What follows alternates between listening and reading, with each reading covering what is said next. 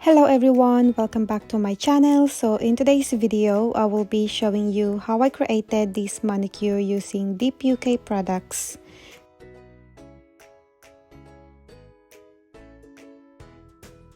So here are the powders that I will be using today, and here are the close-up looks. So the first one is in the shade Coral Green, and this is a solid coral green shade.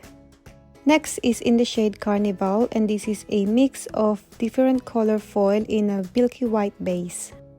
Next is in the shade Diamonds, and this is a beautiful silver holographic fine glitter. And for the liquids, I will be using my Deep UK base as well as the Activator. And for my top coat, I will be using my Blue Sky No Wipe top coat.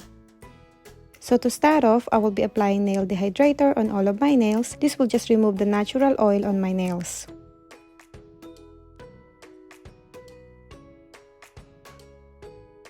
Next, I move on to my UNT peel-off base, and I will be applying this on all of my nails. This will just allow me for easy pop-off removal of my manicure, but obviously you don't need to apply this on your nails if you want your manicure to last.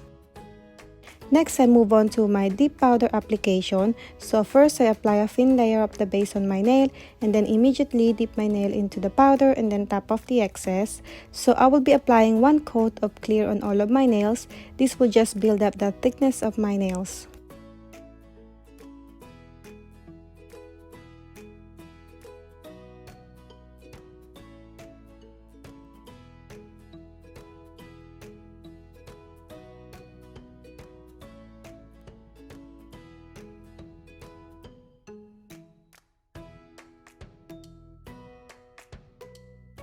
So once I'm finished with one layer of clear, I brush up all the excess powder, and then I move on to my colored powder. For some reason, my camera turned off when I'm doing the first layer of coral green, but here is what it looks like. So I will be applying 2 coats of this shade on my middle, pinky, and thumb.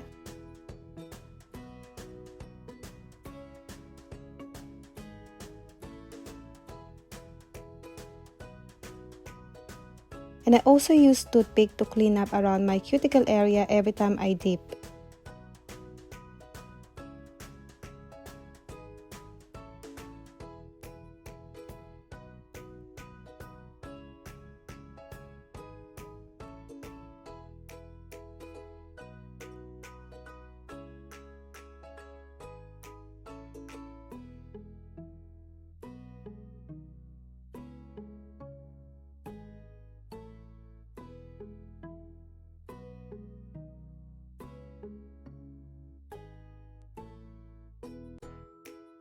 So once I'm finished with my coral green, I move on to the next powder, which is the Carnival.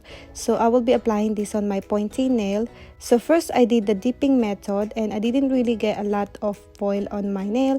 So with my second coat, I did the lay on top method.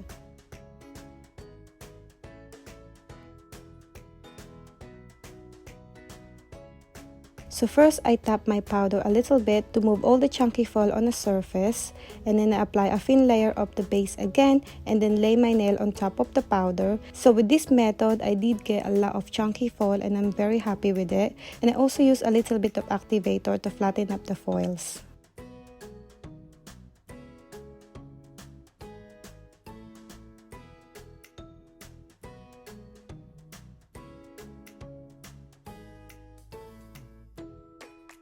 So then I clean around my cuticle area using toothpick, and then I brush up all the excess powder. Next, I move on to the next powder, which is the Diamonds, and I will be applying this on my ring nail. So again, I will be applying 2 coats of this shade.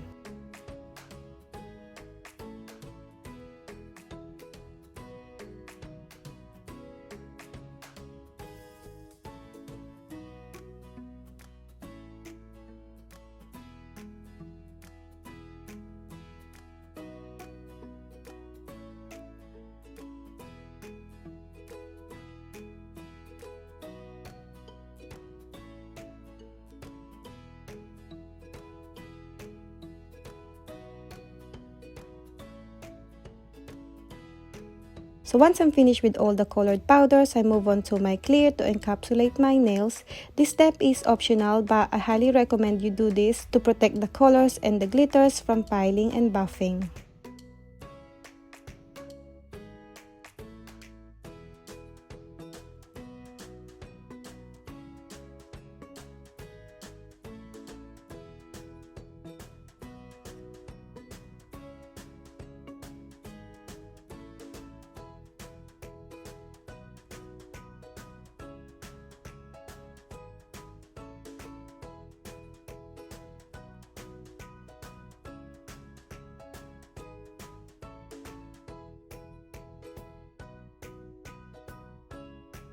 So once I'm finished with clear, I brush up all the excess powder and then I move on to my activator.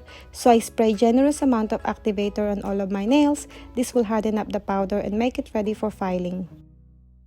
After a few minutes, I file and buff off camera and then I brush up all the dust.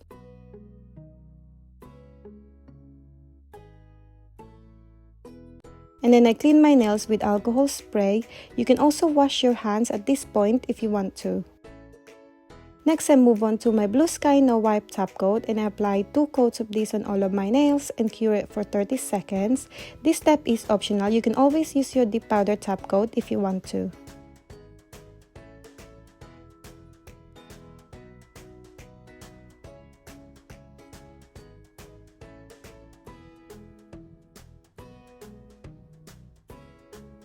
So once my nails are cured, I apply cuticle oil.